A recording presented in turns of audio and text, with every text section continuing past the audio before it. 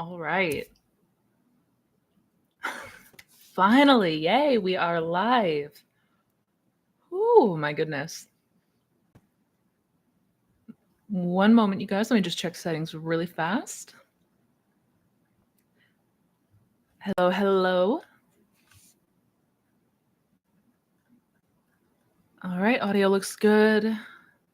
Sound looks good on my end, but if there's any audio issues, let me know. Oh, hello everybody. Welcome. My apologies for getting this thing started off at a later hour. I'll go into all the details here in just a second. But first, I want to say welcome. Happy Easter for those of you in Canada. And I hope you're having a fantastic weekend so far, each and every one of you. I usually like to give it a second to allow people to get notified and come on in. But because I know a couple people mentioned it's getting later in the day where they are, just go ahead and jump on in. So again, thank you guys so much for being here. Thanks for joining for another edition of live Q&As where we sit back, we hang out, we talk all things about the law, conscious manifestation, and how you can best apply these teachings and principles in your life. Again, for those of you who may come here regularly, you may know that we're starting at a much later hour. And for that, I apologize. There was an outage this morning. No idea. The whole neighborhood was out. But thankfully, it only lasted a couple hours. It came back on recently. So I figured, why not? Why not come on? Because I always look forward to these days and hanging out with all of you guys. Without further ado, not really anything as far as announcements go. At least not anything I can think of.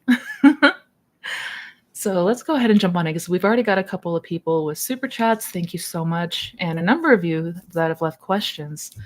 So let's go ahead and jump on in.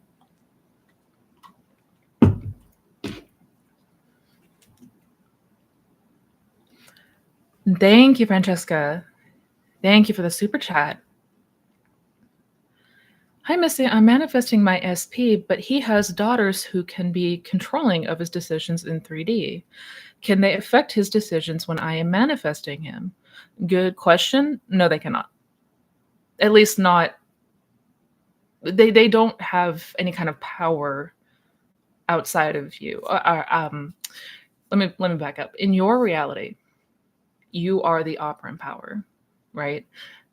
What this means is that everyone in our world is going to show up and react and respond in the way that we assume them to respond. So what I would note right off the bat is reconditioning this assumption about his daughters and the assumption that they have, influence on his decisions in the 3D, that perhaps they're, talking in his ear, whatever the assumption may be.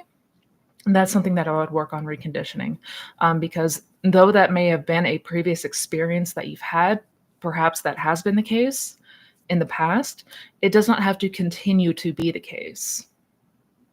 And that's sort of the premise of everyone as you pushed out, right? That if anyone in our world is showing up, acting, reacting in a way that's not ideal, we can change that. So where was I going with that? There was something I just had and it just flew right out of my head. No, but I would work on reconditioning that. If it brings you any sort of relief or comfort, they don't have any kind of influence on him that's outside of your ability to change. Yeah.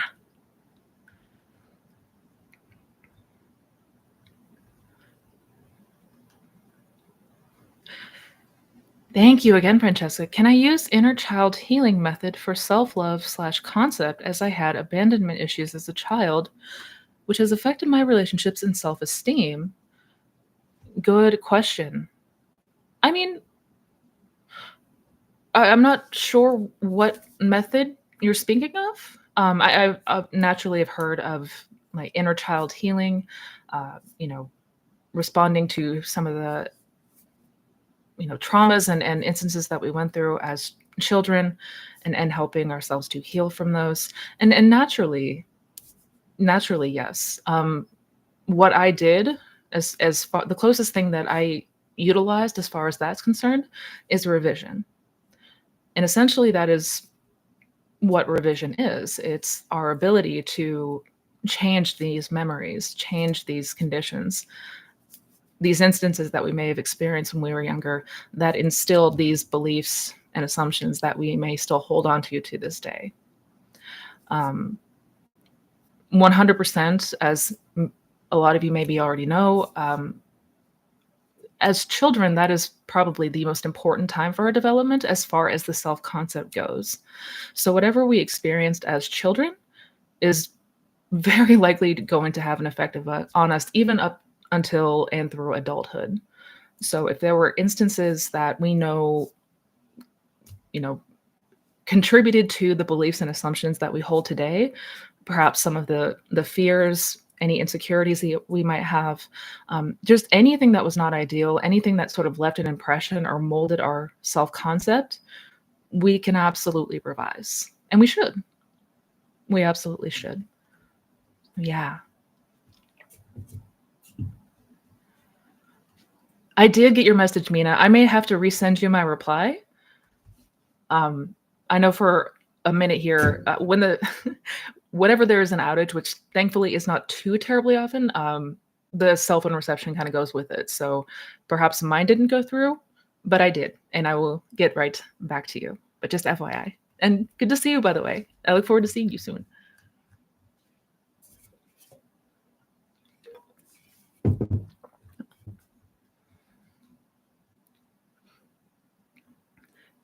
Thank you, Beeb Show. Thank you.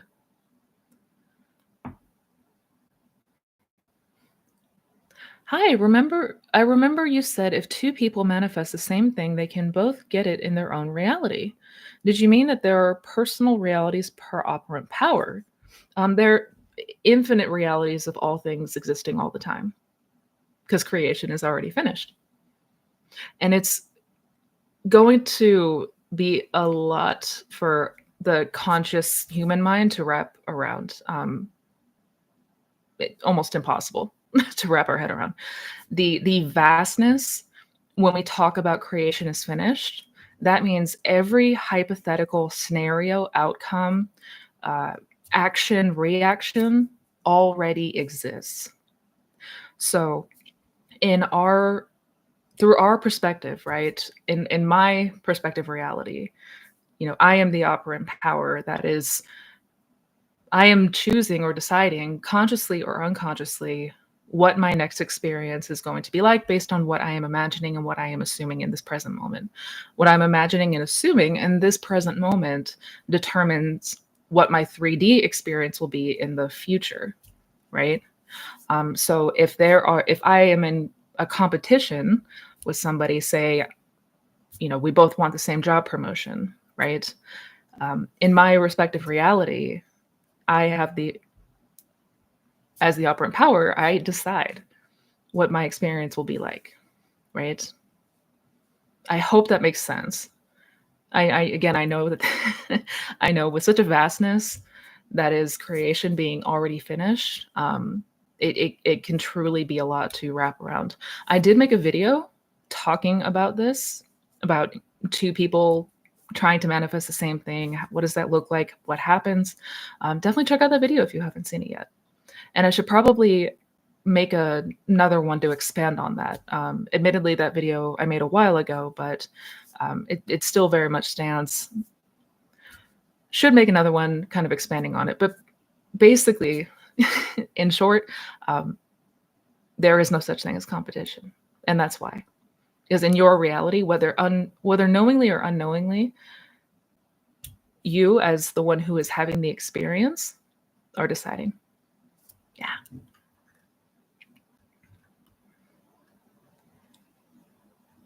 Thank you, Pure Energy.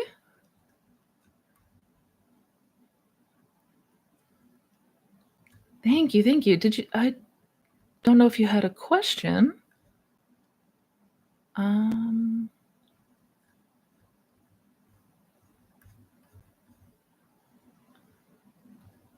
Just checking really quick to see if you had a question. I don't see one attached to the super chat.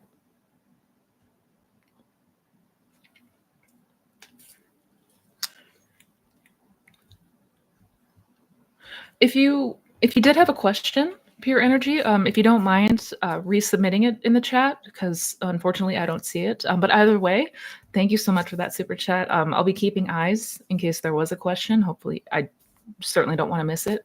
And yeah, thank you.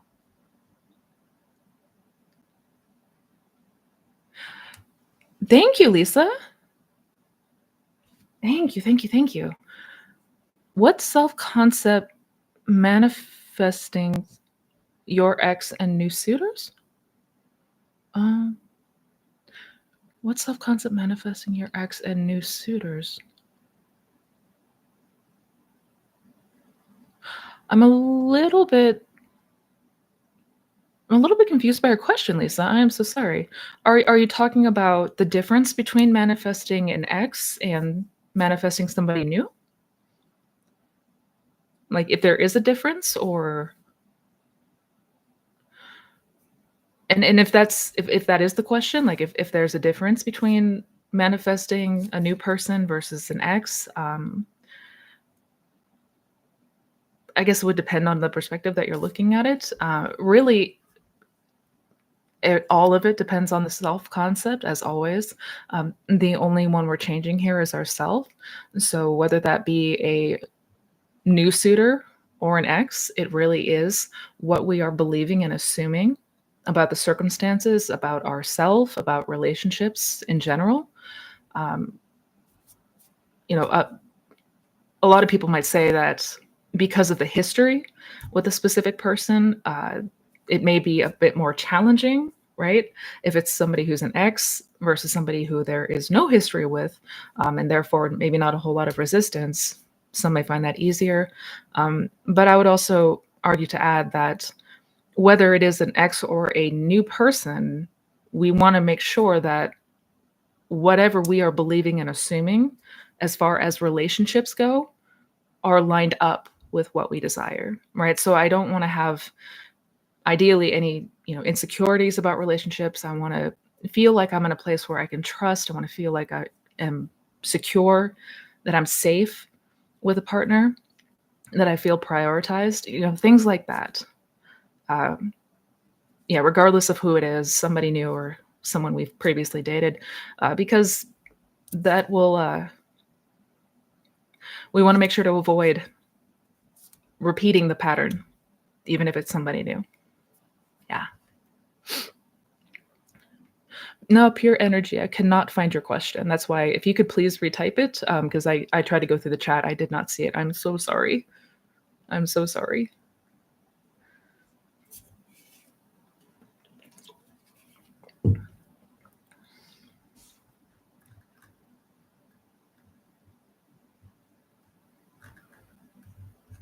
And I'm checking again.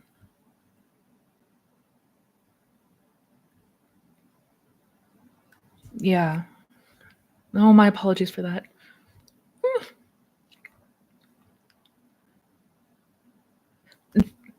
Donatella! Hello! Hello, I hope you got my email. Hi, Missy. I manifested a house to live in, waiting for mine to be rebuilt. SB now lives closer than before, but his ex is keeping him away from me, using the kids as an excuse not to see me. Hope. Oh, dear. So there's a third party that is sort of getting in the way, from what I gathered. I mean, number one, I would, in this circumstance, I would, number one, revise anything recent that may have happened, as far as if there were interactions about the third party, the ex, right? If there was anything, I would revise the implication that these circumstances are even taking place right now, right? So if there was a recent conversation that was had with your person talking about all of these things, I would revise it if that were the case. But one thing that we want to always keep in mind is that everyone in our reality is only our self pushed out. So it's all just what we are believing and assuming. So if we see something show up in our reality that's not ideal, if something manifests in a way that's not ideal, we want to make sure to change that. We want to make sure not to accept that, not to accept the outcome. The narrative or timeline where the ex is showing up and impeding, right? Maybe you even bringing the kids into it, whatever that might be. Completely revise. Completely revise. Because the more that we continue to accept what the 3D is telling us is true, the more we're going to see the patterns repeat, right? Yeah. I hope that makes sense. Let me know if I need to clarify anything, though. Oh my goodness.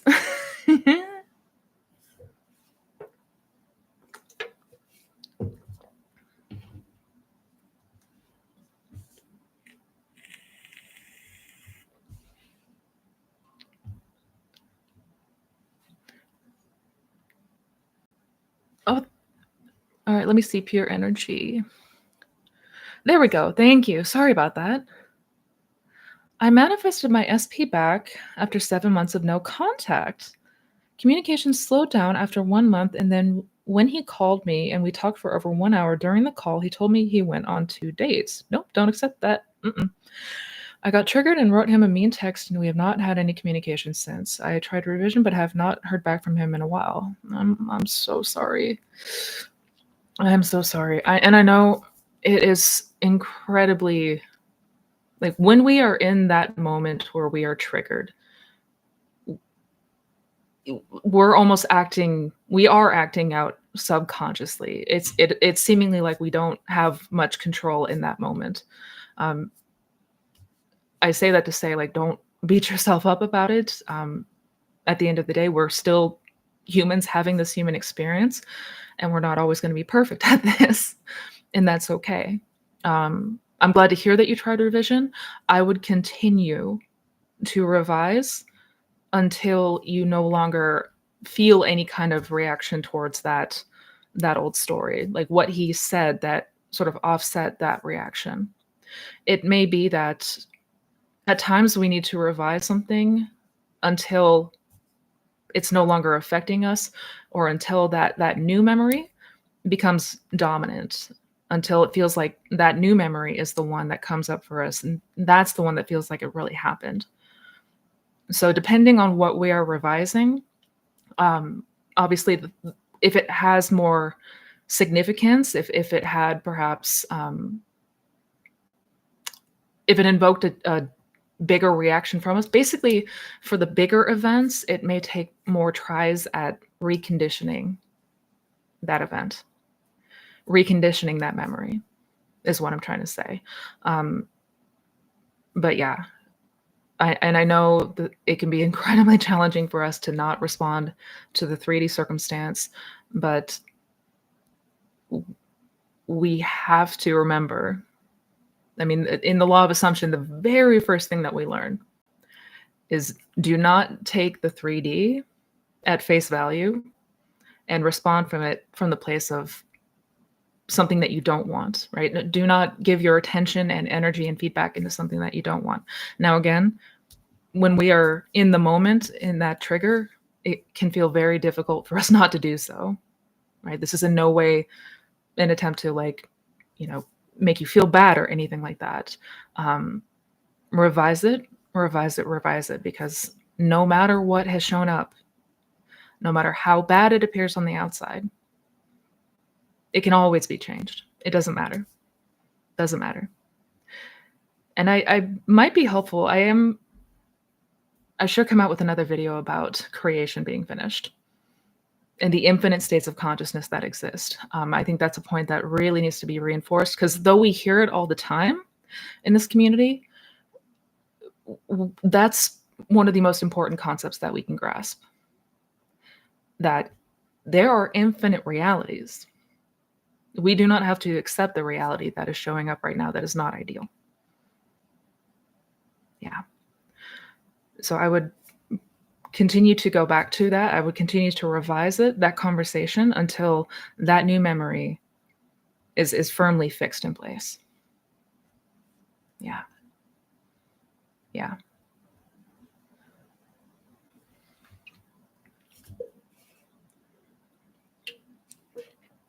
Oh no, Sharon Combs, it did go through. I see the super chat. It's right here. Thank you for that, by the way. Are you talking about the question? Did you have a question attached to it? Um,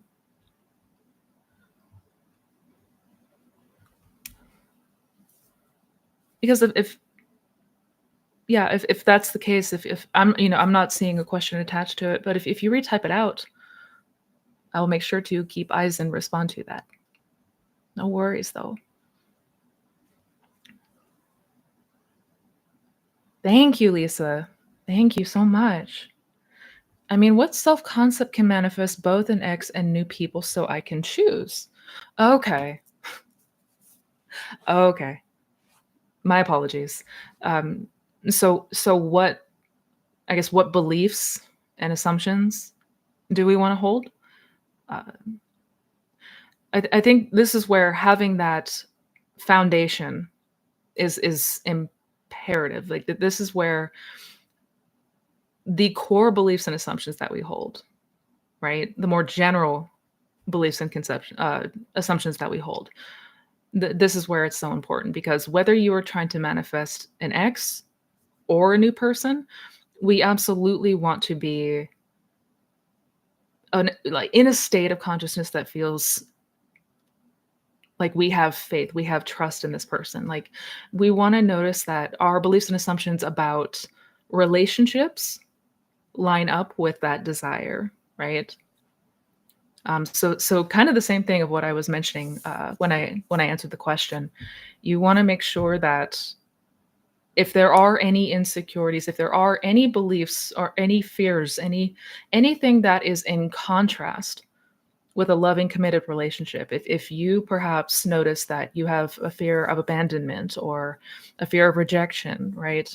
Um, Anything like that, those would be like the core beliefs that I would focus on changing first and foremost. Because again, whether it's a new person or somebody that you already know, we want to make sure that that foundation is compatible with this house that you're trying to build with your person. Yeah.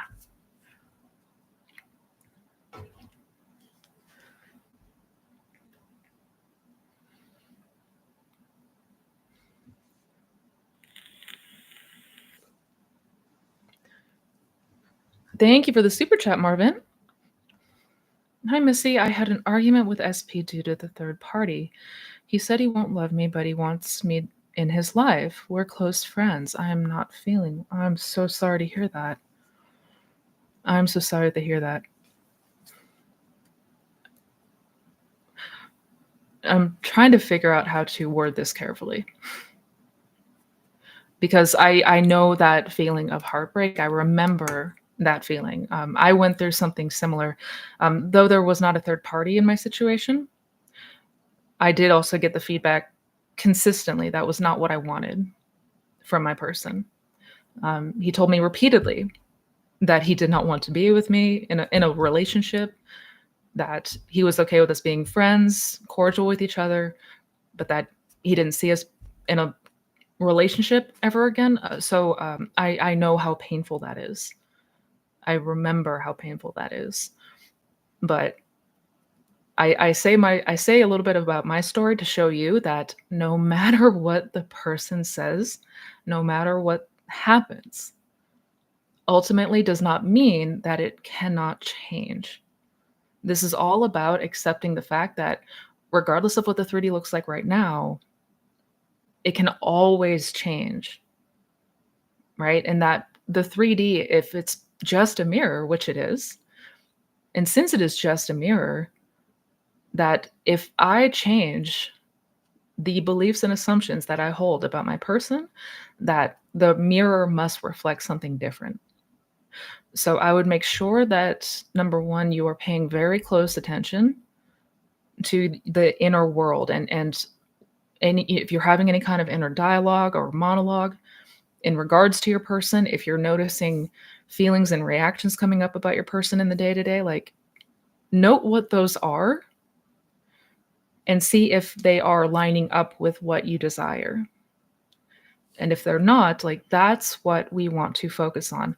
And probably more than anything else, what I aim to do and help people with is turn our attention from out here and what's taking place out here and turning it instead to in here. Because if we're not putting our attention into what we are imagining, what we are assuming, if we're not giving any of that our attention and we're just solely fixed on the outside, we won't see change.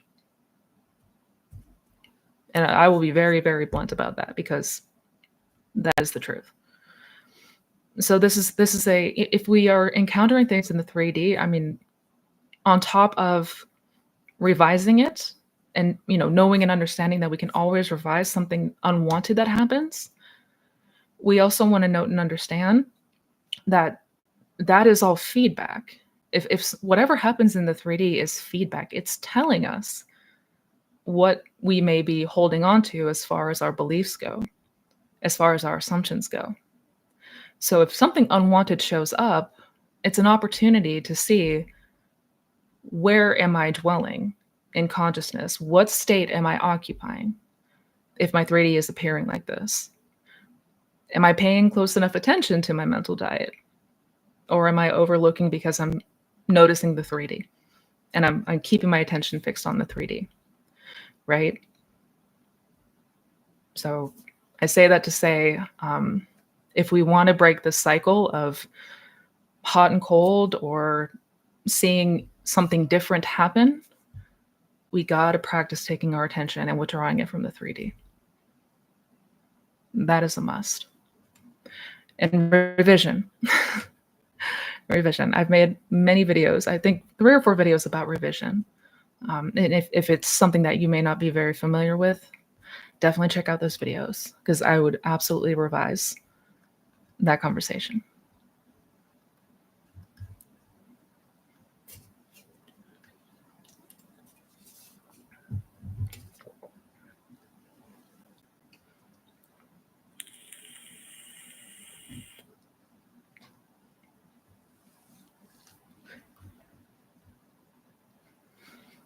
Thank you, Beep Show. A new video on personal realities would be great. I've been curious since your first vid if you were teaching about different 3D realities per operant power. Yeah, there are infinite realities, right? And each person, right? You can almost think of it like we are like factions of consciousness having its own experience, right? But that doesn't mean that anything is separate. Like we are all still consciousness. We are all awareness. All of us say, I am. So it's not that things are separate, but there are different facets of consciousness experiencing infinite things across all timelines. I will make a video because I know it's a pretty broad topic, and again, even I cannot completely wrap my head around it because in this human mind, with this human mind, can't possibly do so.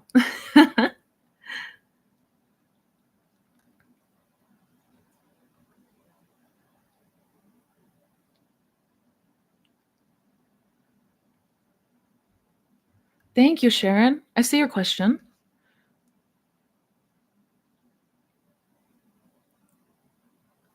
Oh, at least part of it. I've spent the last 9 months watching various videos from several coaches. I have narrowed it down to you and one other I feel both of you are here to support. Oh, thank you. Thank you, Sharon. I'm glad to hear that. I'm glad to hear that my videos have been helpful for you. That is wonderful to hear. And I'm not sure if you're still typing up your question, but I'll be definitely keeping eyes out. Just wanted to note that I did see your follow-up comment, and I'm sorry for if there was a glitch there with the super chat. YouTube can be wonky sometimes, but thank you.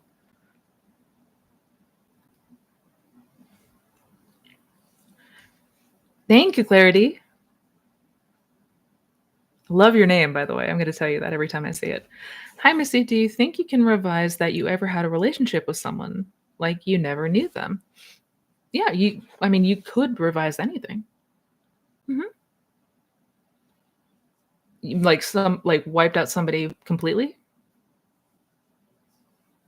Mhm. You could.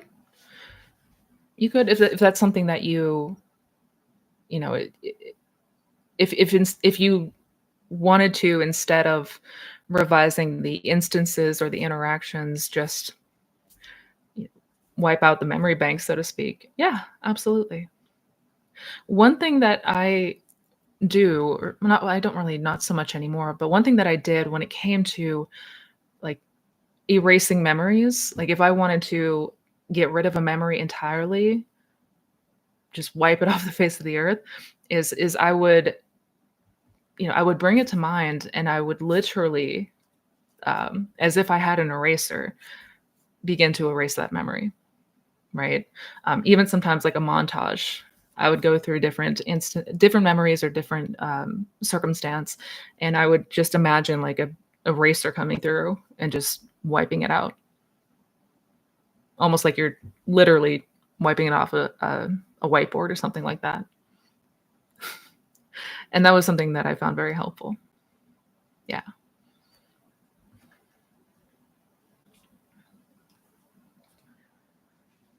You are welcome.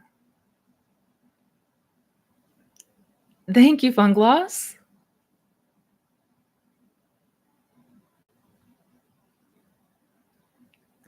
I went on a date with Daryl in 2021. I emailed him a few weeks ago. We're in our 30s, but his mom called and said she would give him my number. Oh,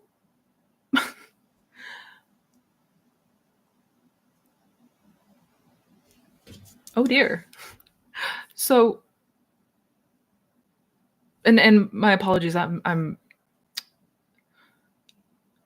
not sure if you're typing up like a part two, if that was just part one of a question, but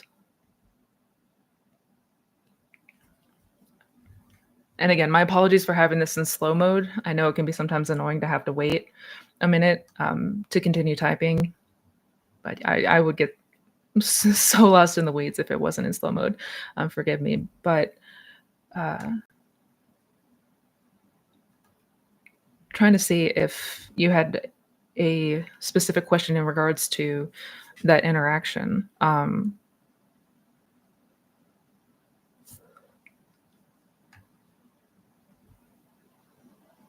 Sorry, checking really quick to make sure I didn't miss anything. So, I mean, if what you're speaking on is an encounter that was not ideal, if you sent an email and you got a response that was not in the form that you wanted, I would make sure to revise it. He hasn't called. What do I do now? Got you. Okay. So, whatever way that works best for you as far as imagining goes, like imaginal acts go, this is where I would implement. And depending on what exactly you desire, like if what you desire is to be in a loving relationship with this person, I would imagine something that implies just that, right? So whatever that looks like, whatever that can be for you, but something that would imply that you two are in a loving committed relationship. You could also imagine that he reached out to you. You could imagine like picking up your phone and seeing that he's calling you or texting you, if that might feel a bit easier or come with less resistance.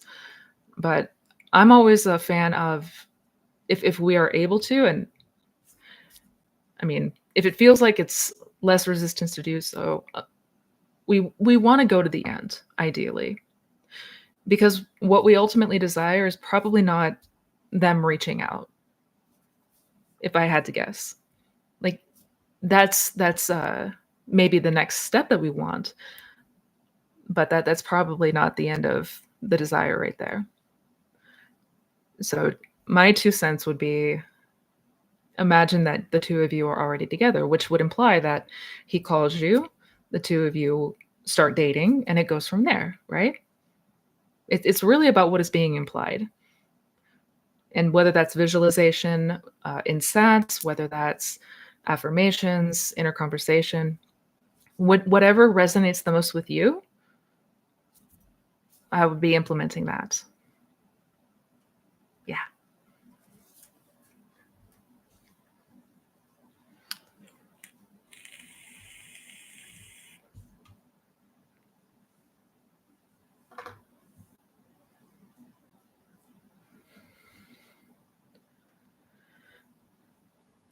All right, just double check and make sure I didn't miss anything or anyone.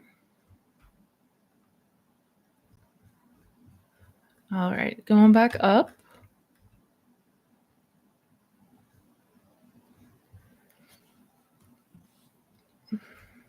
Oh.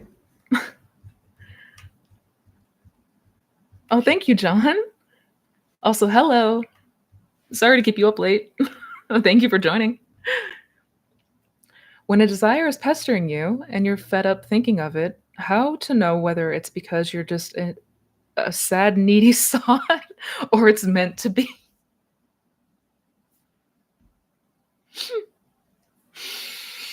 Oh, God. Well, I mean, it's the latter. You might be feeling in that moment like a sad, needy sod, although I wouldn't say that is what you are or I mean, it's just something that you're feeling in that moment. It's not necessarily true. But we have a desire for a reason. When we desire something, it is for a reason, especially if it's something that is consistent, right? If it's something that is like insistently staying with us, it's because we're meant to have that experience. Even if it's, I mean, yeah, we have moments where we probably wish that wasn't the case, I'm sure. It can be incredibly frustrating to have such a strong desire at times, certainly. But it's there because we're meant to experience that thing, whatever it might be. So no, you're not being a sad, needy sod.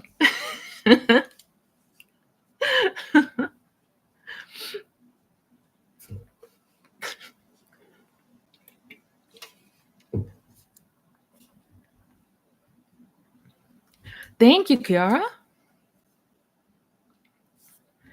Hey, Missy, can we talk about the leap of faith? I feel ready to take it, but I have a lot of resistance when I try to. I have a fear of abandonment. Aw. Oh, yes, yes. The leap of faith. It's terrifying. It can feel terrifying at first. The idea of buying that pearl can be intimidating. It can be daunting because of how conditioned we are to the old beliefs and assumptions, right? I mean, the law and all that it teaches is vastly different from what most of us have learned and grown up to believe and assume, right? It kind of goes directly against everything that we've been taught, which again can feel incredibly daunting to do. So that resistance that you're feeling, that is the ego resistance of change. Like that's the ego fearing the change that would require the leap of faith, right?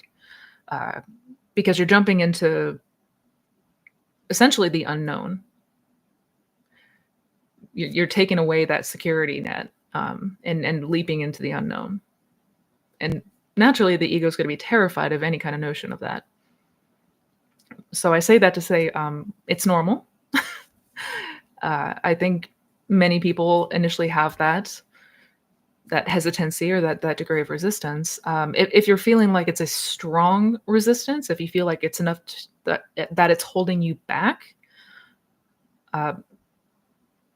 we may just need to build that faith a little bit more. We may need to continue to expand upon that trust in the law before you feel safe enough to do so. Because trying to do that by force might feel really challenging to do. Yeah. But that said, if you do feel ready to take it, if you feel like you're in a place where you want to go all in, Take that leap. Take that leap. That's all we can do. It's all we can do.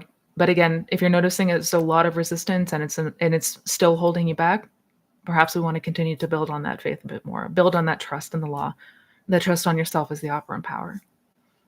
It goes without saying, the more that we trust ourselves as the operant power, easier it's going to be to take that leap. Yeah. I hope that makes sense.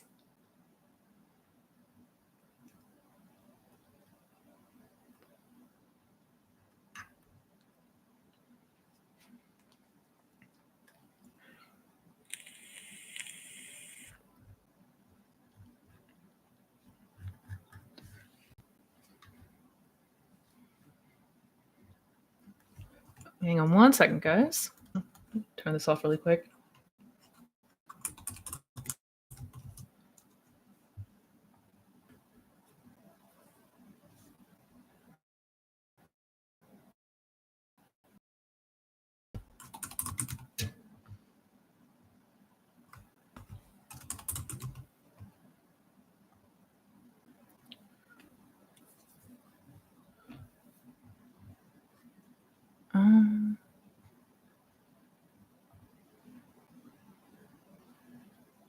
Sorry, one moment, you guys.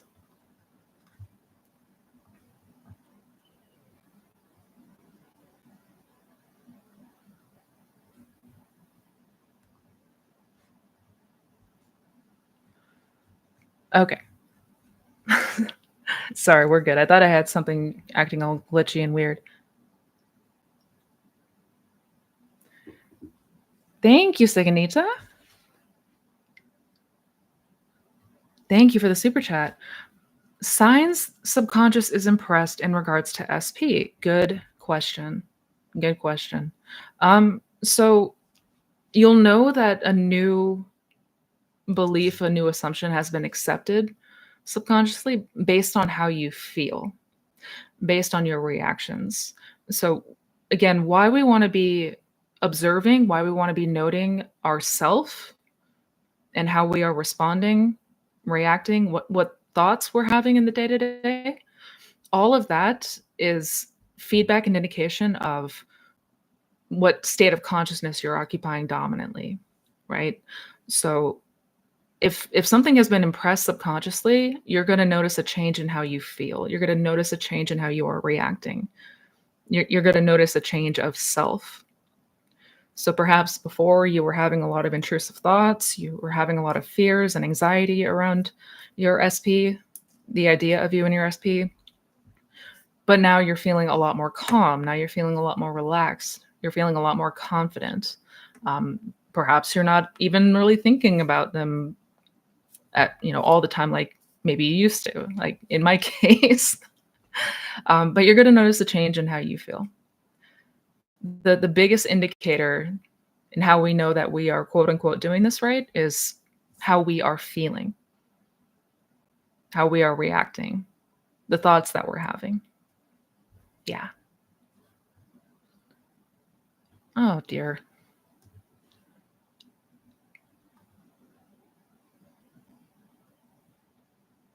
Can you guys hear okay now?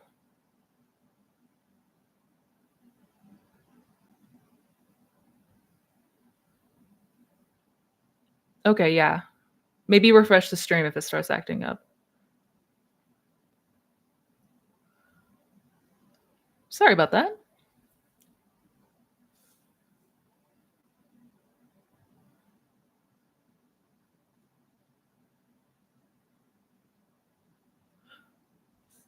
Hang on one second, guys.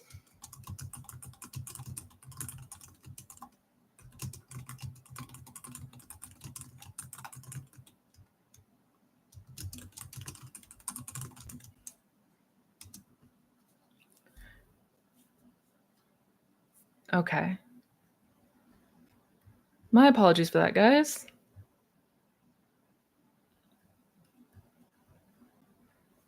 YouTube's a butthead sometimes.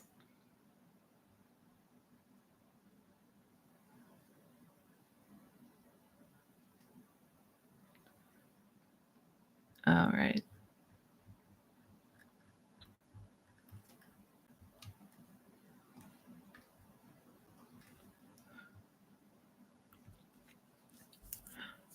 Besides Neville slash Murphy slash Florence, can you recommend me some empowering, deeply insightful spiritual books that can give me insight on unconditional love? I love that. I love that. Also, hello, Northwest Wind. Absolutely. Absolutely. Probably one of my favorite, aside from Neville, Joseph Murphy, and Florence. Another great book to read on unconditional love, the I am awareness, is a book called The Power of I Am by David Allen. That one I thought was fantastic to have a deeper understanding of the higher self or God, right?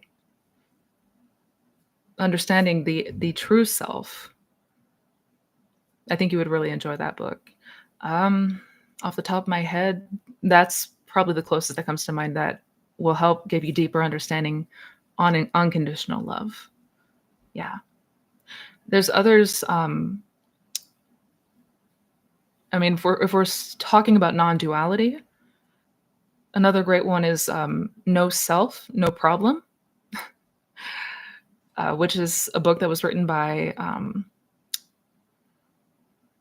I want to say it was like a neurologist or a neurosurgeon, somebody who worked in the field of um, brain development in the mind. He had a really interesting take. He starts to basically show the science of what Buddhism has been teaching for thousands of years, that there is no self, and as far as the individual self is concerned. It's a fascinating read. It's called No Self, No Problem. So that one and The Power of I Am by David Allen, I think you would enjoy.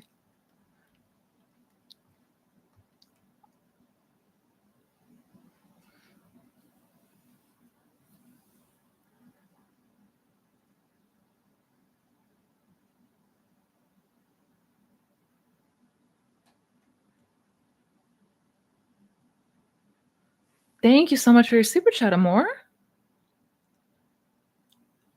I watched an astrology reading about the upcoming solar eclipse that said something ominous and opposite of what I'm trying to manifest.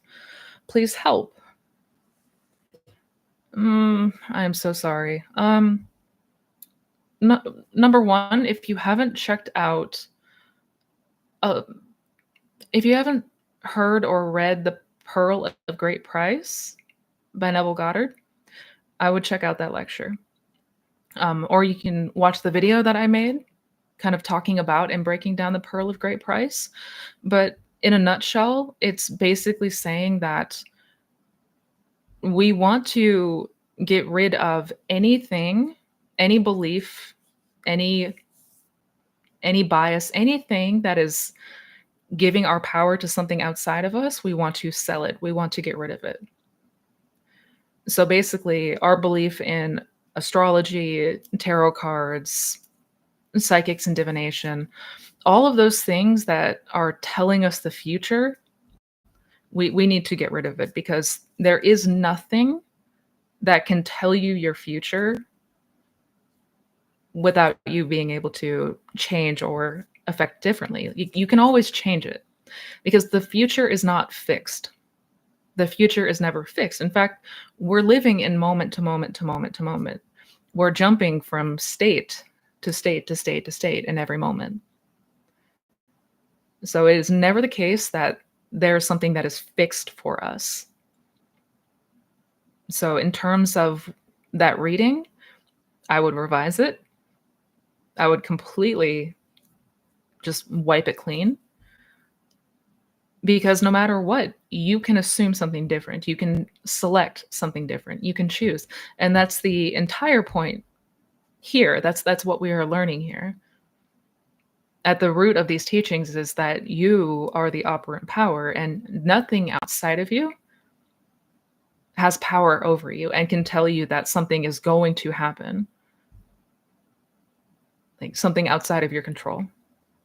So check out The Pearl of Great Price if you haven't read it, or the video that I made talking about it. Hopefully that'll shed more light on it.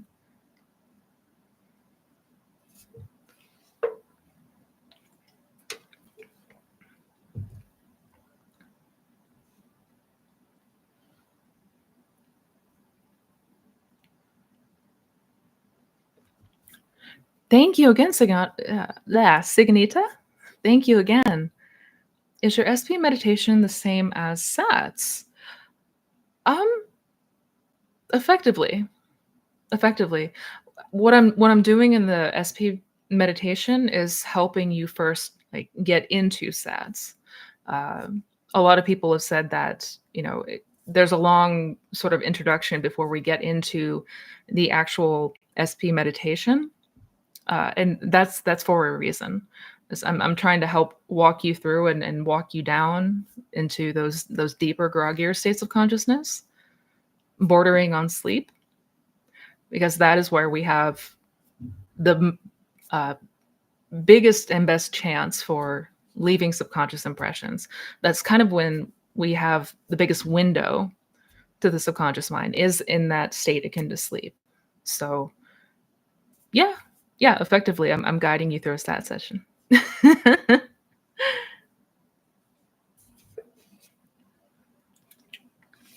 Yes, definitely look into the Pearl of Great Price. That one is a must.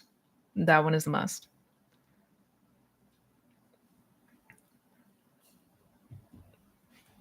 Thank you, AIM M2 Media.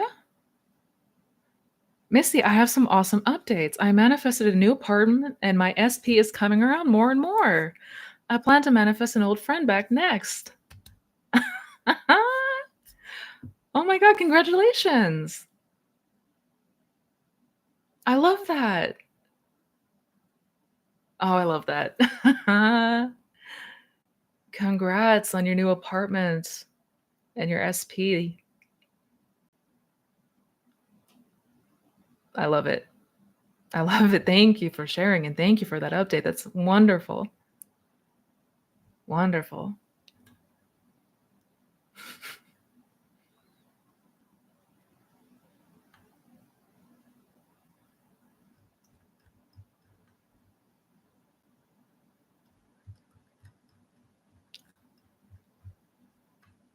I love hearing the success stories. All right, going back up.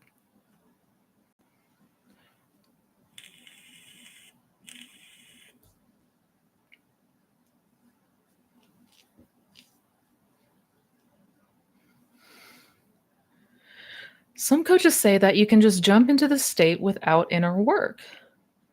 But I feel that it's better if I work through my old beliefs and release or revise them. Is this a limiting belief? Good question. So, yeah, there's going to be a varying degree of opinions on this. Because certainly there are some people that will say that you can just jump into the state without doing the inner work. And I'm not going to say that that's not true. Um, but if we are noticing a considerable amount of resistance to something, if we're noticing that we are perhaps holding to limiting beliefs and assumptions that are not serving us, that maybe are even self-sabotaging us, that is where revision is so helpful. I mean, I attribute 99% of my success to revision alone, because I had a lot, a lot of insecurities and terrible assumptions about myself. And I knew that if I wanted to break that pattern, that was what needed to change. Otherwise, I was going to keep seeing repeats of what I didn't want. So yeah, if it feels like there's something that is holding you back and it's insistent and it's relentless as far as resistance goes, it's probably pointing to something that you would want to change, you would want to recondition. Absolutely. Because here's the thing, you can jump into a new state of consciousness without doing the inner work. Like, you can absolutely manifest a change in the 3D. You can leave an impression that is going to result in a different 3D outpicturing. But if you still have the same belief, if the assumptions haven't changed, if those core foundational beliefs have not changed, we're going to continue to manifest from that state because we're always manifesting, right? So we're not looking for just a temporary change in the 3D. We're looking for lasting change.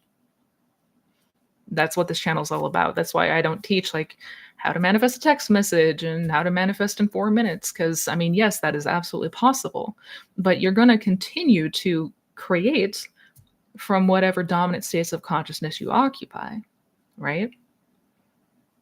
Yeah. Yeah. That's why I say focus on the self first and foremost and always.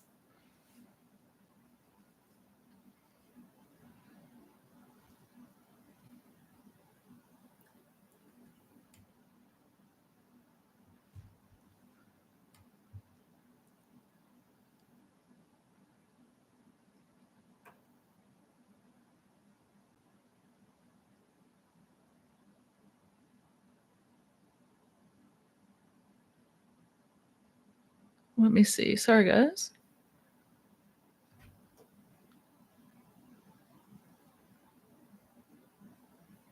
Hi, Missy. I've been on my SP journey for some time. I was properly living in the end for a month or so and suddenly saw opposing movement. How am I manifesting this? Good question. Um, so if we ever are wondering how we created something, like how perhaps something showed up in a way that was not what we had intended or what we wanted, um, the way to get to the bottom of that is to really hone in on the self observation. And I mean paying close attention to what we are dominantly in the day to day thinking and believing and assuming, right? Because that's always going to be what we have to turn to. The 3D is purely the mirror. It's just a mirror, nothing more, nothing less. It's just out picturing what we might be holding on to as our truth, what we believe and assume is true for us. Um, so if something shows up in a way that was not ideal or perhaps takes us back, I would say begin to take closer attention to what state you were dominantly occupying. Because here's the thing, I had moments on my journey where I thought I was living in the end. I thought I was doing all the things right, thought I was living in the wish fulfilled, and I started to see the 3D outpicturing in a way that was BS, like the opposite of what I wanted. And naturally, I got baffled and frustrated. So I just started to, I stopped doing techniques entirely. I stopped trying to manifest and I just observed myself. For a few days, I just purely observed and I didn't fight it. I didn't fight whatever came up for me. I didn't try to flip. I didn't try to interact. I was just observation. And what I quickly noticed was I was very much not living in the end. I was not living in the end. I had a lot more fears and doubts and intrusive thoughts coming up for me that I was basically trying to suppress. You know, I was trying to flip it or ignore it, but it was still very much there. And that's why I say one of the most important things that we need to be doing is observing without judgment, but being very honest with ourselves, like where we are occupying more often than not. Because if we notice that we're spending, you know, upwards of 20 minutes, 30 minutes, an hour a day, imagining the wish fulfilled, living in the end, but the rest of the day, we're still having these same thoughts and fears and reactions, then we're not truly living in the end. Yeah. Yeah. But if you observe, you will see why things are showing up in the way that they are. But on that note, you can also revise it. You can also change it. And I would absolutely revise whatever that was that came up for you, I would revise it. Like, no question.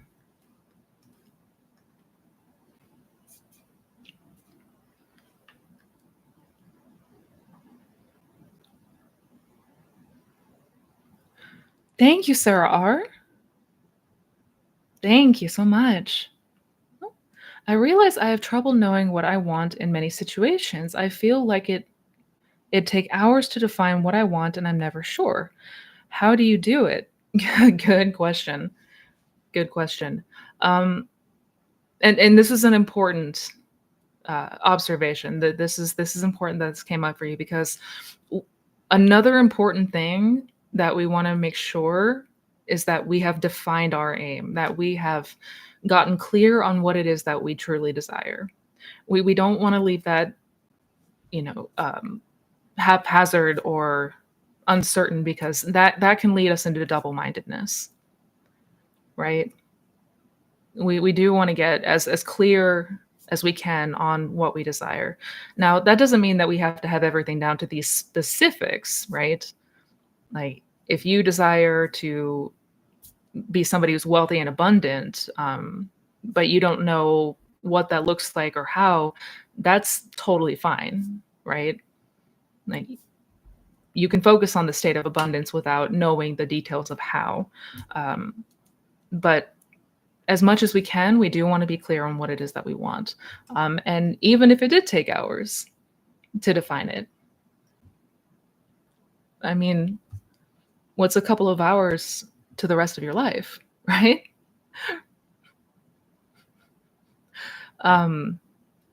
Because once we start to get that ball rolling, it's going to start to come more easily. You're gonna be inspired. You're gonna find it comes more easily. But first, we do want to approach it. Yeah. And all you need to do is ask yourself, like, what are things that make me happy? What are things that I enjoy? Do I have anything that, what do I want to experience in this life, if anything? Right? And just go from there. And don't limit yourself. When you are defining your aim, don't ever limit yourself. Don't ever say, well, I'd like to do this, but it's not possible, or that could never happen. Like, get rid of that mentality. If there were no bars, nothing that can hold you back from experiencing everything that you wanted, what would that look like? And go from there. Yeah.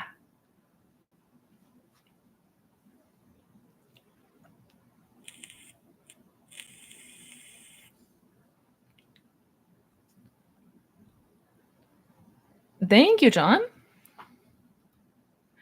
Thoughts on brain hemispheres syncing for better manifestation and greater creativity.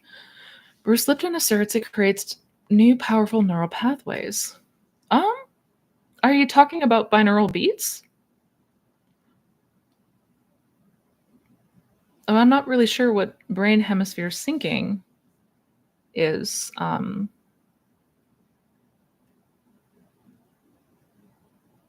Is it a technique? My apologies. Naturally, I've heard of Bruce Lipton, but I'm not fully aware of all of his teachings. So, I mean, maybe if you can break it down and let me know if it's a technique or anything like that, maybe I can be a better help.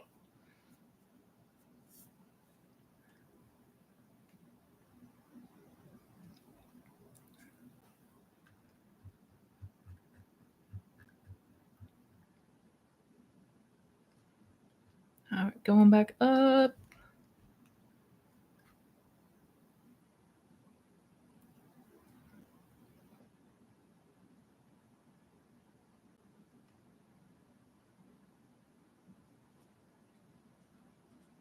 I would like to know more about Neville's law of reversibility, if possible. Absolutely. And I do have a video coming out about that. So you're in luck. Yeah, the law of reversibility basically just means that if you can have a cause, like a 3D cause, and the effect of something makes you happy, like you can flip that around so that if you feel happy, that it will have to produce the effect in the 3D. Let me try to explain this a little bit better. So a lot of us are kind of conditioned to the 3D for how we want to feel. Like we kind of presume that, once I have this thing in 3D, then I can be happy, right? Like the 3D is the cause, and the effect is our feeling or our reaction. Well, the same goes in reverse, right? So if I invoke a feeling of happiness as that cause, the effect is going to be something desirable happens in the 3D. And I'm just broad stroking here. I do have a video coming out about the law of reversibility, kind of going in more detail, but basically, yeah. Basically, yeah. If you go into a general state of happiness, you're going to see 3D reflections of those things that make you happy, right? Cause and effect goes both ways. In actuality, it's our reactions that are the cause. The effect is the 3D. Yeah. But definitely keep eyes out for that video. Definitely keep eyes out for that video. Go into way more detail in that video.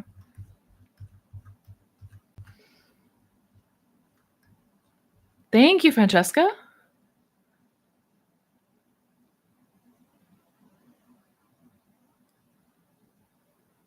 What does SP feel when we manifest them? Do they feel strange? What physical feelings do they experience? Good question. And I've made a video talking about this. If you haven't seen it, I would definitely recommend checking that out. But what do they feel when we're manifesting them? It's whatever we assume. It's whatever we assume. Because we're not having like a direct effect on that one person, like individually. We're selecting the state of consciousness with that lines up with that version of that person, right? There are infinite versions of your specific person, and they all exist right now. So you are just selecting that reality. You're selecting that state. That's all that's happening here. Check out that video, but if it's, I guess, as far as my SP journey, I did ask him the question, like, what made you change your mind? Like, how did you begin to feel differently? And he said that, like, while I was manifesting and while I was kind of doing my own thing over there, he basically said that at first he started to notice more things showing up in the 3D that reminded him of me, right? Like he would hear our favorite songs on the radio. He would start to like see posters and promotions for things that we enjoyed doing. He started to notice a lot of things that reminded him.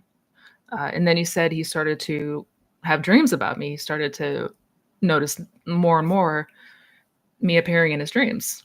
And it kind of continued to progress from there. As far as like what he was experiencing on this journey, that was what he described. But definitely check out that video that I made going into more detail about it.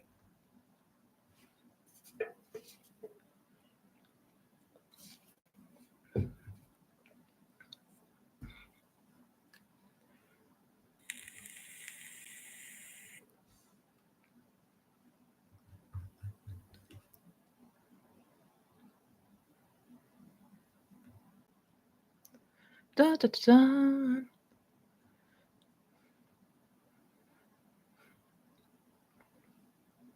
Do you believe in healing first before manifesting a relationship? I mean, by healing, I absolutely, we want to focus on changing the self first. So, reconditioning any beliefs that are in contrast with what we desire. So, if I have fears and insecurities about relationships, if I have fears of abandonment, fears of rejection, uh, feeling not good enough, feel like I'm not prioritized, I would definitely want to change those. I would definitely want to recondition those first and foremost. Yeah, absolutely.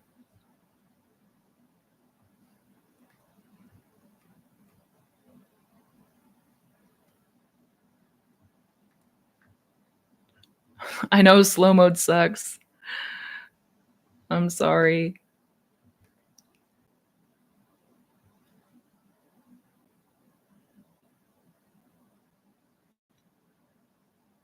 Oh, thank you, April. Thank you for dropping in. I hope when you watch this on the replay. Hi. Just saying hello.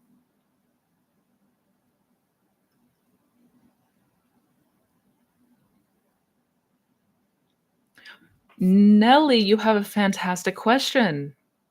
Is realizing that you don't need to do anything else for your manifestation to come true because you already are your manifestation and accepting it as done means that you're in the Sabbath state? Yes. Bingo. Bingo. Yes. That's exactly what that means.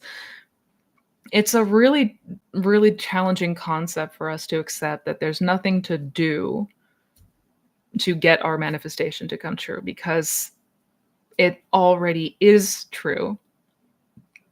That reality already exists.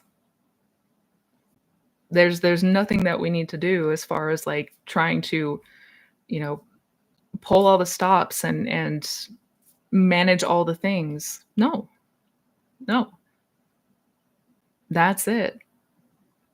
Accepting it as done means that you've accepted this new reality, this new version of you, this new version of consciousness. That's what that means. Mhm.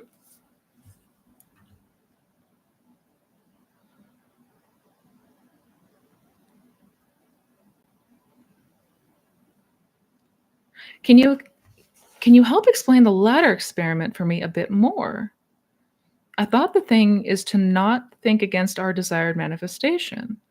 So why can we still manifest a ladder if we try saying we can't? Absolutely. So the ladder experiment, I thought the thing is to not think against our desired manifestation. So why can we still manifest a ladder if we try to saying we can't? So the point of the ladder experiment, the ladder exercise, was to show that your subconscious mind and in what you are imagining and assuming, specifically what you are taking with you into sleep, is more powerful than what we say in the day to day with words or whatever we're doing with the conscious thinking mind. It's basically to show that your imagination is more powerful than your conscious thinking mind. So that's why, even though you are affirming that you're not going to climb a ladder because you have imagined climbing a ladder and because you took that into sleep, left that impression that that's what's going to come to pass.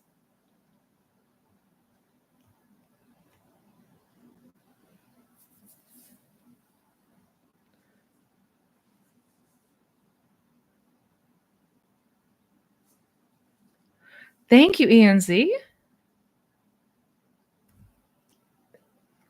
Thank you for the super chat. Visualizations put me in the Sabbath with SP. I took a bunch of steps without hesitation for her B-Day gift, but now I am like, should I not? Is it forcing? So you took a bunch of steps without hesitation for your... Are you talking about inspired action? And should you take steps for your person?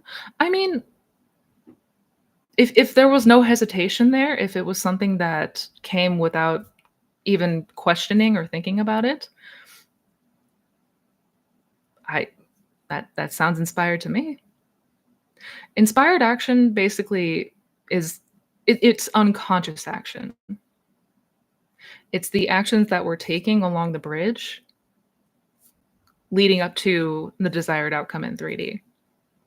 And to be clear, like when we say take no action, that doesn't mean like literally don't ever move or anything like that.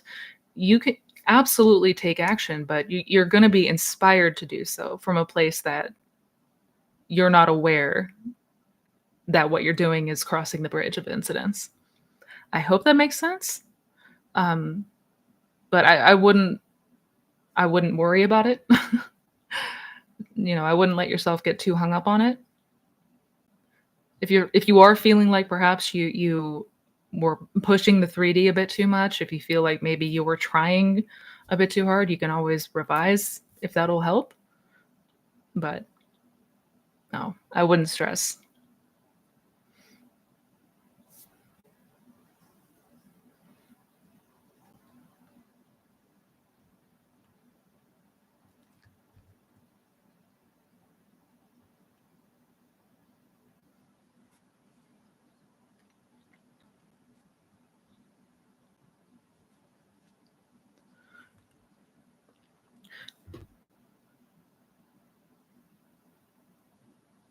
Hey, Missy, what is your opinion on people saying manifestation is dangerous?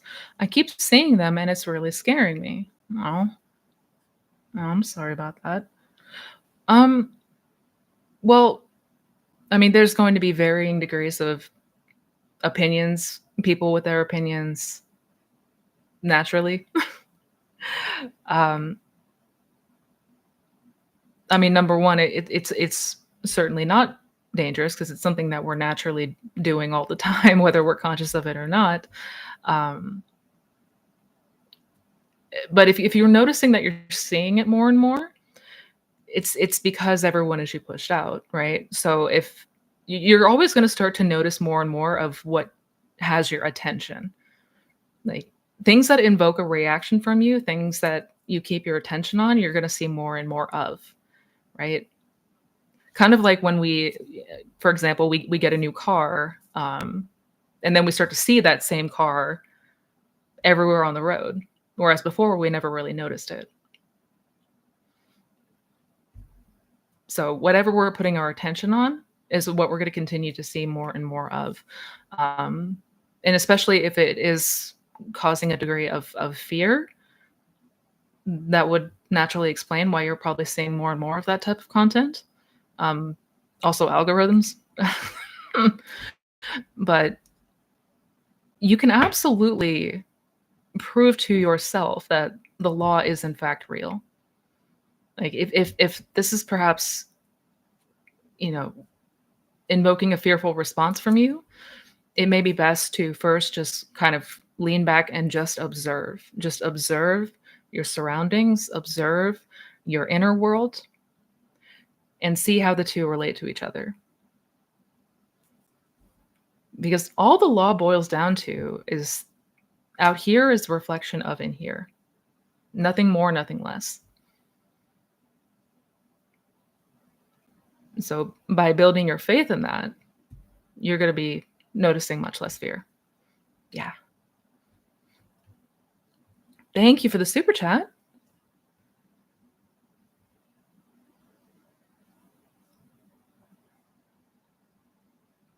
I own a Dodge Challenger. I see many Dodge Challengers on the highway now.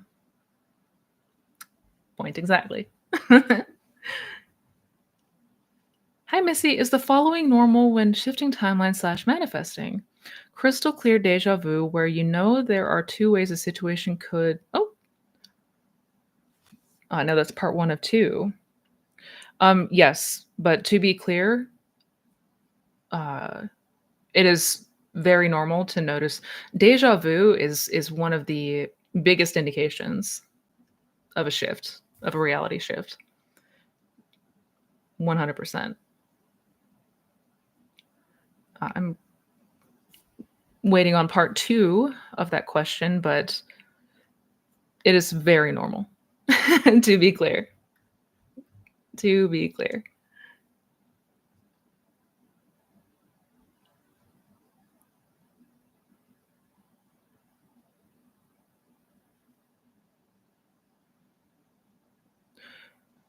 What if our memories aren't really bothering us, but we're still stuck?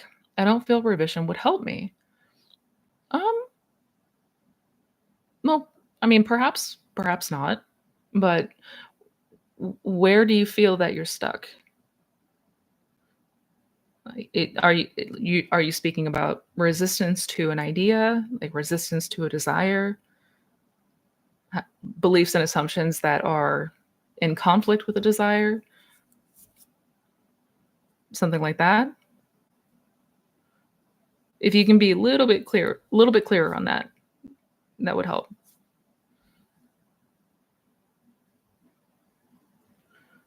And also, I mean, to be 1,000% clear, I'm not saying we have to revise, but I am saying that our lives will be vastly different if we do. Vastly different.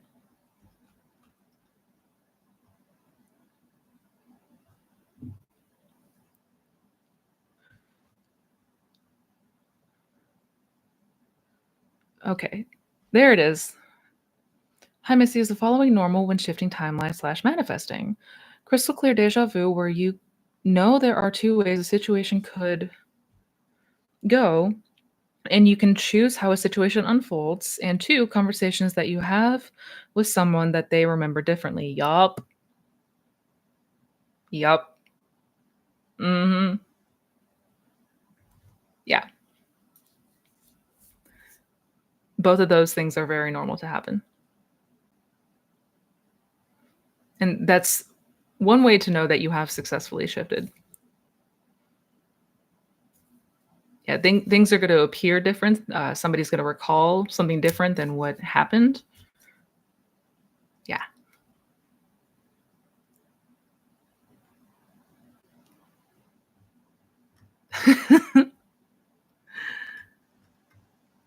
Alright, let me go back up.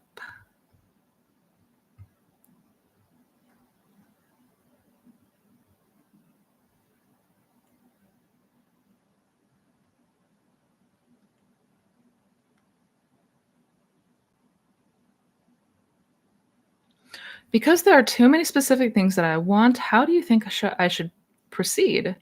Should I get to a feeling of overall satisfaction, or should I be focusing on one manifestation at a time? Good question. I would do the former. Myself personally, and to be clear, there's no right or wrong way to approach that.